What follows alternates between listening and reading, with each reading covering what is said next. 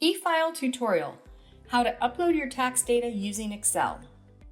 This video will walk you through the steps for importing data on the eFile site using our Excel template. Importing tax data saves you time and effort, especially if you have multiple payers and recipients to file.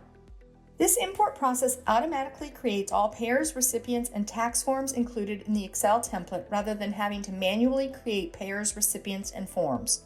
To make things easy, the formatted spreadsheet provides predefined columns for all the required payer, recipient, form, and amount fields. You can also copy and paste data from other reports or databases, or you can manually populate the fields. From the dashboard, select View Import Options.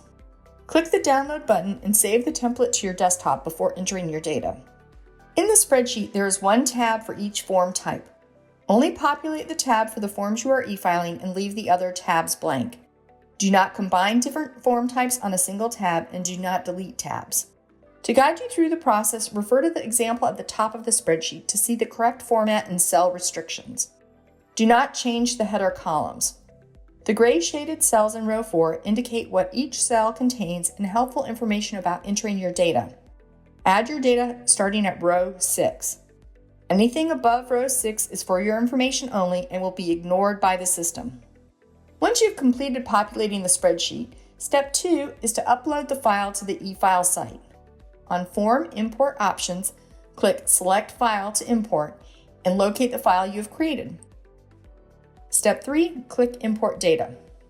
When your file imports, you will be delivered to a page called Review Your Imported Forms. You may see errors because the system performs many validations that prevent certain types of duplications or errors. On this page, the forms will be displayed in a grid. You have the option to fix the errors on the form on the screen by clicking on the data field of the form showing an error, or you can fix them in the spreadsheet. If you fix them in the spreadsheet, you will have to go through the upload process again.